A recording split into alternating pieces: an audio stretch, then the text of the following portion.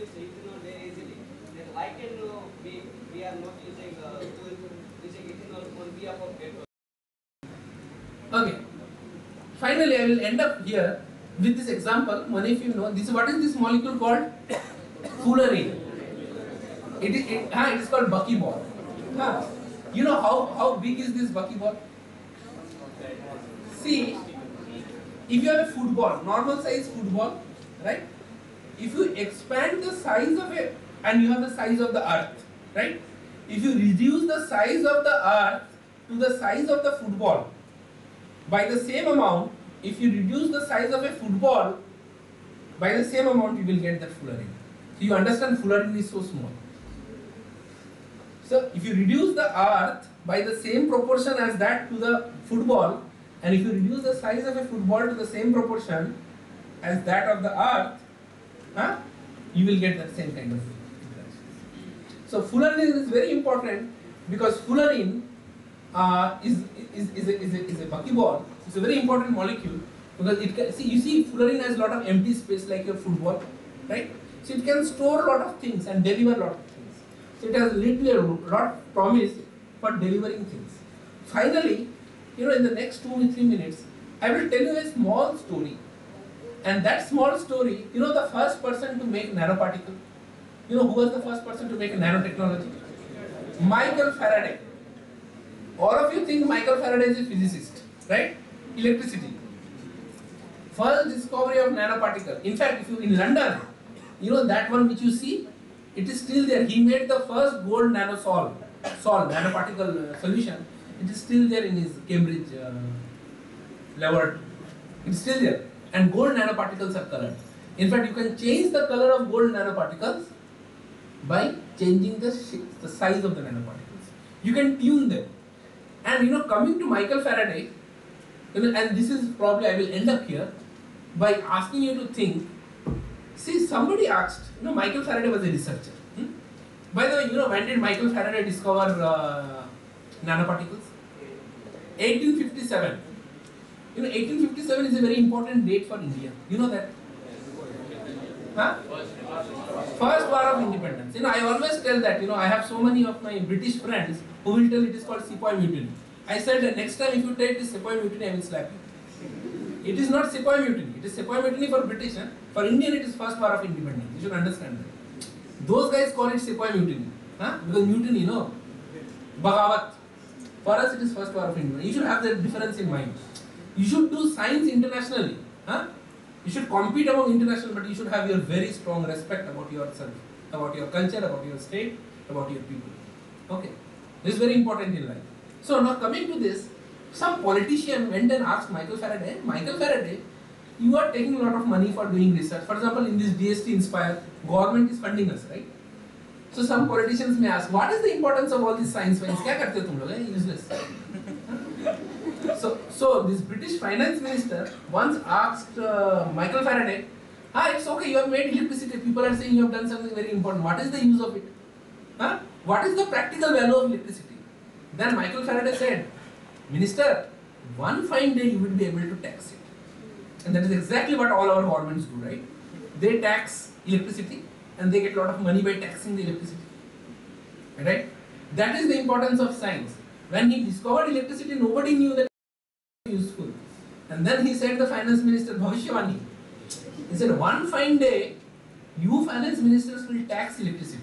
Anyway, that is what your power, Gujarat State Electricity Board and all these companies do, right? Tax electricity, right? This is something which is very important. Even to put it in the context, for states, not of course for a state like Gujarat, but for other states, for example, the biggest revenue of any state actually other than Gujarat certainly is from alcohol. And most of the alcohol which is made is from synthetic technology. In fact, for a state like Kerala or West Bengal or something, 70% of the direct taxes are from alcohol, right? So again, again chemistry helps you in a way, right? So this is something you should understand. Somebody might ask you, what will happen if you are a scientist? What is the importance of scientist? If you are a doctor, yes, you are respected. You will treat patients. Engineer, you will earn a lot of money. Okay. But what is the scientist? Then you should say, I will do something which is very important. And you should have that much faith on this. And that is why government has faith on all of you, and that is why it has decided to set up an Inspire Fellowship. See, you have to appreciate, India is still a very poor country, right? India is still a very poor country. Still 40% of our population is under poverty line. But still government has invested so much on you. Why? Because it thinks and it believes, and we believe, that few of you will certainly change the course of this country. And that is the investment which we are making on you. So, you know, what is the practical value of this Inspire program, of what is the practical value of science? Some of you, I wish all of you, but certainly some of you will decide to do something by which all of us will become famous. Not as a person, but as a country. As a state of Gujarat, and certainly as a state and a country as in India. But you should have a very high respect for yourself. And you have to also appreciate, for example, I will give you an example, you should think about it. See, if you are in US, for example, in colleges, you know, we give funding. In India, education, particularly, you know, the state level education is almost free. But if you are in a foreign country, you can take a loan, you know, $40,000, but that loan will always be there on you. In India, even though we are so poor, right, we really give you education for free, almost free, in the sense that some of you would really come up with, and you should appreciate that. But it doesn't mean that you should not go abroad. Even if you go abroad, you should hold your, you know, respect, self-respect. That is very important, as a scientist also. So with this, I will end up here, and I would be very happy to have some of your questions. And thank you very much. I had a very nice time, particularly, and I remember a few questions. One of the questions was from him, that Bohr effect, and from few of you. And you know, even that ethanol question, it's a very good question. Somebody asked about ethanol, why don't we use ethanol? Okay. Okay, the other question, in the side effect, I will say you ethanol is probably more useful in drinking rather than in making petrol. So that is another reason why people, and in this serious reason, people, I think people will drink from their car things. So that's the problem. Actually, he raised the hand first. He raised the hand. He raised the hand. Would you bring more light on graphene? Means what is it and how it was discovered and how do we produce it? Okay, graphene is a two-dimensional form of see, you have a benzene ring, right? You know benzene. Yeah. If you fuse many benzene rings together, right, you will have a graphene two-dimensional with six-membered honeycomb. It exactly looks like a honeycomb. Yeah. In fact, in physics we call it honeycomb lattice. It's a honeycomb, and graphene is a very useful material because graphene has a conductivity of, you know, a very large conductivity. The electrons move in graphenes like that. It is called ballistic transport. It's like a blast electron goes in. In fact, people are making devices out of graphene. Very important. In fact, last year's Physics Nobel Prize went to graphene. Sir, some scientists say that we can consider it as one-dimensional. How? No, in a way it is, no, of course it is a two-dimensional sheet. It is 2D, but in a way, so it's a 2D material. Sir, how it's produced? Oh, how is graphene produced is a very good question. In fact, beautiful thing. All of you know graphite, right? And what is graphite? If you take layers out of graphite one by one, you will get one layer of graphene. So people did very smart. They took a cellophane tape, like your chapati.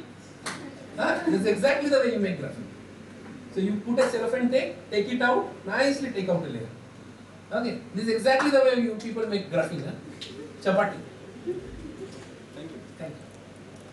No, I know this answer very well because I do research on that. Because there are many questions which probably I don't know so well. So, Excuse me, sir. but somebody is. Sir, how did the researchers knew about the proportion of this Berlin and the football?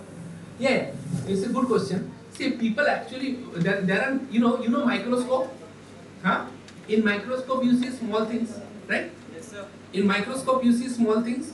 So there are something called TEM, tunneling electron microscope, and SEM, scanning electron microscope, in which you can see the material and then from there you can define the dimension. Sir, but the ratio is very small, so how can the scientists guess about this? No, there are microscope where you can really see those small things.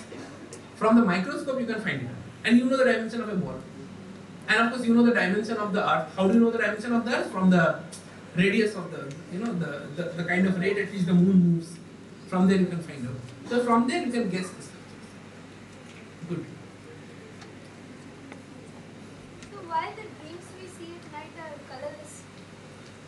These are some questions which I really don't have an answer. But you should ask some biologists. Hopefully they will have an answer. Or they were also dreaming when they were asking the question. I don't know. Huh? Dreams are colorless, what she is asking. Why is it so? Well, I thought dreams were always colorful.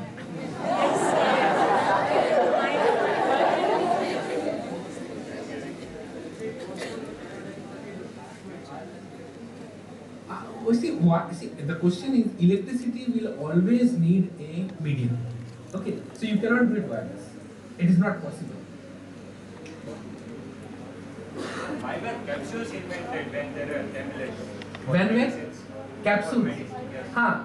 See, capsules were invented because of what is known as, it's a good, he's asking, why do you need capsules? Capsules are needed because some of these medicines may be very bitter. So what you do is you eat it, then in the stomach it melts, by that time you don't feel it. So that's a smart thing to do. Sir, why electricity cannot be stored? Why electricity cannot be stored? It can be stored in a battery, no? Sir, In a different form, yeah. Sir, mainly electricity produced in Narmada Dam, the 30% goes in wastage mostly when it is transformed from... Right, because of the conduction of the wires. So that is why people are thinking of using superconductivity or better boosters. That is true. Electricity, that's a major problem. They are saying that scientists are planning for storing the electricity. Can it be done? Yeah, it can be done. So you have to use batteries and then store it, so people do it. So can you tell something about tidal energy as a source of electricity? Which energy? Tidal. Tidal energy. See, tidal energy is very small because tidal energy occurs only maybe in some parts in Gujarat and some parts in this place, the Tuticorin and in Tamil Nadu, that Kanyakumari district. So I think it's there, the tides will give you energy and that you store it, but it's not very effective, not much use. Can you explain about dangling bonds? About Dangling bonds. dangling bonds. It's interesting. The dangling bond is like this. I like this example. Dangling bond, I will give you an example. Let us assume in this class, all of you hold each other's hand. Okay? All of you are friends, you want to hold each other's hand. So all of you, expand your hands like this and everybody holds. But then there is a problem. The person who is sitting there, the last person, and the person who is sitting here, they will not have partners. Why? Because they are on the side, no. So those two bonds will be unsatisfied. So they will be dangling, they will be frustrated like this. That is why it is called dangling bonds. Dangling bonds are bonds which are not satisfied with nearest neighbors.